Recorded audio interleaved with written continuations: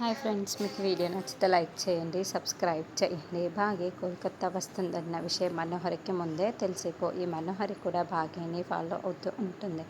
భాగ్య ముందు కారులో వెళ్తూ ఉంటే వెనక కారులో బాబ్జీ, మనోహర్ ఇద్దరు భాగ్యని మేడం, ఇది అనాథాశ్రమం మేడం, మీరు మీ కూతుర్ని వదిలేసిన అనాథాశ్రమం మేడం, అంటే ఇది ఖచ్చితంగా మీ గతం తప్పుకుంటేనే ఇక్కడ వచ్చింది మేడం అని బాబ్జీ అనడంతో, ఒకవేళ అది నా గతం తెలుసుకుందే అనుకో, నేను దాని ప్రాణాలు తీసేస్తాను అని మనోహరి చెబుతుంది. ఇక భాగ్య అనాథాశ్రమంలో కూర్చొని ఒక అతన్ని కలవటానికి వెయిట్ చేస్తూ ఉంటుంది. అప్పుడే మనోహరి కొంతమంది రౌడీని తన కార్ దగ్గరికి పిలిపించుకొని ఉంటుంది. చూడండి, మీరు ఒక అమ్మాయి ప్రాణాలు తీసేయాలి, దాని బాడీ కూడా ఎక్కడా దొరకకూడదు అని మనోహరి చెబుతూ ఉంటే, ఎవరా అమ్మాయి అని ప్రశ్నిస్తూ ఉంటారు. అదిగో అక్కడ కూర్చొని ఉందే అనాథాశ్రమంలో అని మనోహరి భాగ్యని చూపిస్తూ ఉంటుంది.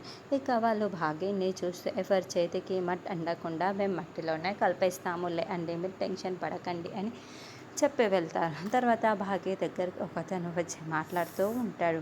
భాగ్య అతనితో ఏదో మాట్లాడి బాబ్జీ ఉన్న కార్ దగ్గరికి వస్తుంది. ఇక బాబ్జీ కార్ డ్రైవర్గా భాగ్యని కార్లో ఎక్కించుకుంటూ ఉంటే, పొరపాటున బాబ్జీ కాల్ స్లిప్ అయిపోయి కింద పడిపోతాడు. అప్పుడు బాబ్జీని తీక్షణంగా పరిశీలిస్తుంది. నువ్వు నేనెక్కడో చూశాను అని భాగ్య చెబుతూ ఉంటే, బాబ్జీ మరింత టెన్షన్ పడుతూ ఉంటాడు. బాబ్జీ ముఖానికి ఉన్న మాస్కుని లాగేస్తుంది. ఆరు అక్కను చంపింది నువ్వే కదా, ఆరు అక్క చంపిన బాబ్జీ నువ్వే కదా, రై రై నిన్ను వదలనురా అని బాబ్జీ షర్టు పట్టుకొని నిలదీస్తూ ఉంటుంది. అప్పుడే బాబ్జీ మనోహరి మాట్లాడడానికి గుండాలని రండిరా అని పిలవడంతో ఆ గూడాలందరూ కూడా భాగ్య దగ్గరికి వచ్చి భాగ్యని చాలా బలవంతంగా కాళ్ళు ఎక్కించుకొని తీసుకువెళ్తూ ఉంటారు. దూరం నుండి ఇదంతా మనోహరి చూస్తూ ఉంటుంది.